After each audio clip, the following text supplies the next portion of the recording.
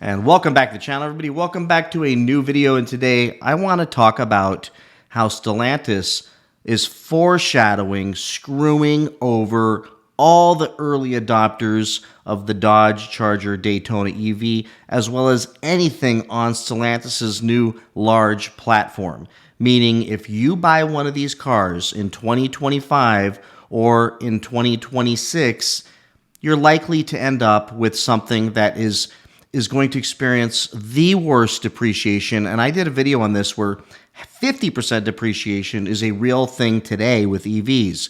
But just imagine if you're sitting on a car that you paid $80,000 for, and a year from now, a year and a half from now, they launch a new model already that quick with new technology, new battery technology, and your Dodge Charger is now worth $15,000 to $20,000 because nobody wants the old one. That is something that could really happen. It's called technological obsolescence, and it's something we've already experienced as whether it be electric cars or internal combustion engine cars get improved year over year, that everyone wants the new thing. And we know that that's always happened with internal combustion engine cars. That's nothing new.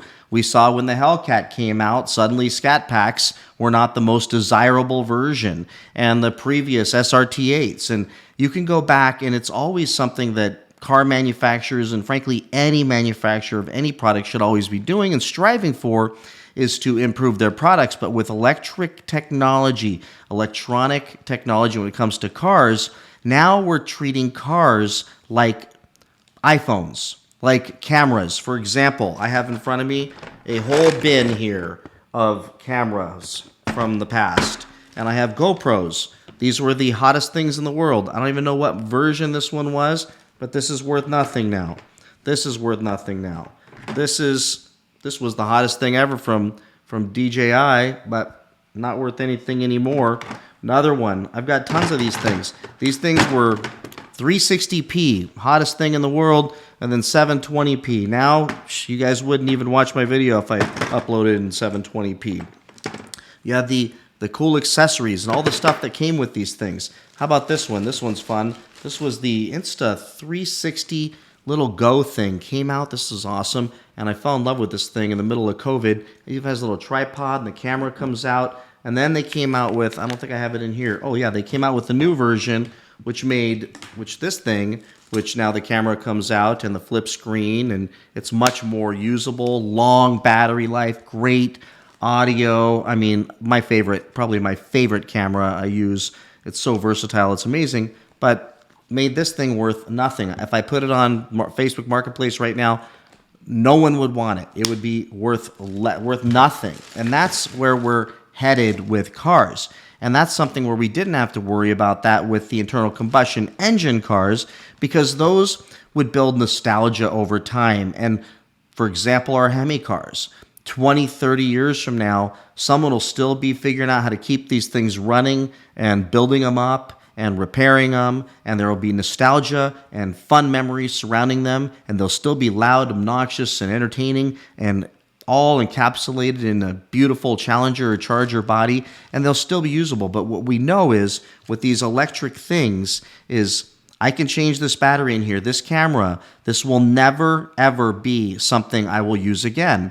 And according to my wife, that means I should get rid of it. But I don't know.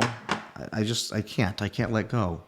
But nobody else wants it. So I think that's where we're going to be with these Dodge Chargers. So what happened recently? Stellantis comes out, and I'll put the article up on the screen, and says, we are going to launch some demo cars in 2026 with solid-state batteries. Solid-state batteries from a company called Factorial. And these batteries will be lighter, more efficient, take less time to charge, last longer, and overall change the car. So you figure if we're looking at an almost 6,000-pound Dodge Charger Daytona, if they cut 1,000 pounds off that battery weight, and then they also, let's say, I don't know, add 30% to the range and increase charging time by 50%, and you're sitting on one of these old ones, why in the hell would anyone want these things? Now, here's what's interesting is you've got Mercedes and Hyundai. If you go to Factorial's website, they're all involved. They're all on the board of directors. And you better believe that even Carlos, who's quoted on there, are buying stock in this company and counting on this happening. So when he says, or when they said in the article that Stellantis says they're just going to launch some demo vehicles, that means, according to this article, I would imagine that means by no later than 2027,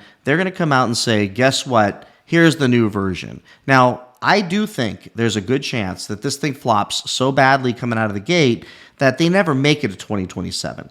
But if they do make it to 2027, any of you who bought any of the Dodge, Chrysler, Jeeps, or Rams on the large platform, doesn't matter what it is, it's all going to be a platform, they're just going to slap something on top of it, that you're going to be sitting on a paperweight. You're going to be sitting on something that you're going to be so incredibly upside down on. Now, here's what we know about most technology. Most technology goes down in price. Look at plasma televisions. Look at VCRs back in the old days.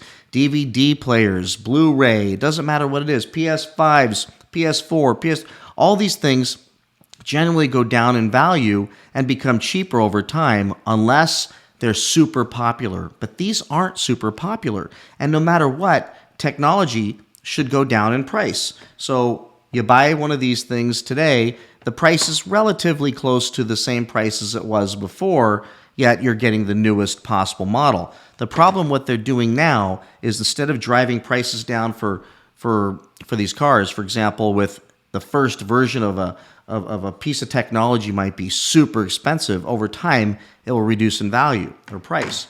But what's happening with these Dodge Chargers is they're launching at an extremely high price, and I expect that they'll continue to build and try to sell these things at incredibly higher prices rather than get the prices really, really low. And considering that they're cutting the cost to build these things down so much, and they're just building these large platforms where they're just going to slap the body and interior on top of a different platform and different programming, for example, then they should get these prices really, really low. But that's not happening. But let's say this Dodge Charger does flop. Well, if it flops, the only way they come back is they come back with cheaper cars. And if they come back with cars less money, better technology on the large platform in 2026, just a little over a year from now, and you're sitting on one of these things, the first adopters, you're going to be kicking yourself in the ass for making that decision and paying $80,000. Now, if you watch TK's video recently, apparently somebody bought one for over $100,000. This sounds insane. I mean, my head exploded when I heard this, and the car's already in the shop and bricked and has issues, and nobody wants us to find out about that. I cannot wait till TK gets some video and some pictures of that thing and some more on that story, because that, could you imagine, you pay that kind of money? What a nightmare. But anyways, it kind of reminds me of what, maybe the Demon 170 nightmare that's going on. Either way, if you buy one of these electric vehicles from Dodge, Chrysler, Jeep, or Ram, and they're telling you right now, we're going to improve the battery tech, then you are crazy, because it's like telling me that this iPhone is going to, which they basically did. I bought the iPhone 15 Pro Max, and a month later it came out with the 16, and it's basically nothing better than this thing. It's just a new phone they want me to buy into. Well, in this case, they're going to be launching something that would significantly change that car for the better for those of you who want EVs. I'm not one of them. And it will kill the value of that car, which is why AT&T will give me like $350 for the phone I paid $1,150 for, 8 months ago, so that I can go buy the new phone. Electronics depreciate dramatically to the point that they're worth nothing. And that's what we're dealing with these EVs. And that's why we're already seeing massive and almost immediate depreciation in these things. So I would just say, if you're thinking about buying one of these things, I wouldn't. I would wait. If they're telling you they're going to have a better technology a year and a half from now, well, then I would sit on the sidelines. Why would I buy that thing? At least with Tesla, you can get something for $47,000. But like I told somebody the other day, and I think I said it in one of my last videos, is if you bought a Tesla today for $47,000, a Model 3, a year from now that car is $25,000 to $28,000 depending on the miles that are on it. That's almost 50% of depreciation almost immediately. I was actually looking, and by the way, little tip, if you're looking for an EV, just don't go to CarMax, don't go to Carvana, just go to Car Gurus and you'll find the actual prices. CarMax is so screwed with their Teslas, it's not even funny. Go look on their websites. They're asking $37,000, $38,000 for one-year-old Teslas, but if you go to Car Gurus, you can find a one-year-old Tesla for between $25,000 and $30,000, almost $10,000 less because CarMax got hit with that depreciation curve. This is something that's going to hammer so many people. And little heads up, Tesla's doing it too. I'm not just being a fanboy for them. I don't have one, but I do think if you're going to have an EV, have a Tesla. But they are actively searching and hunting down and trying to develop that solid state battery technology, which means everybody out there sitting on Teslas that are worth half 1 year later are going to be sitting on Teslas worth even less than half. These are going to make history for how bad they depreciate. Let me just tell you, if you think banks aren't going to catch on to this and say, I don't want any part of that, insurance companies aren't going to catch on to this and say, I don't want any part of that, you're missing boat. I mean, I think it's just common sense. If I was a bank lending money on something that fell in value that much, I would stop lending on it completely. So we've got some interesting times ahead, folks, with these cars. Be careful. Stellantis just telling you right up front they're going to screw you. Kind of like a different strategy in the past when they said, oh, it's the last Durango Hellcat. Back then they lied. Now they're just telling you right up front, oh no, we're going to build this thing, sell it to you for too much money, and then we're going to come out with something better almost immediately a year from now that's going to blow this thing away so that you're completely screwed, blued, and tattooed upside down on that car. With that, everybody, let me know what you think about this craziness in the comments below. More to come. I'm feeling better. Beat that cold. Still hanging in there a little bit, but whew, it's good to be back. Please like, subscribe, comment, and I will see you in the next one. Bye-bye. Put all this crap away now. Unless somebody wants an old GoPro, just let me know.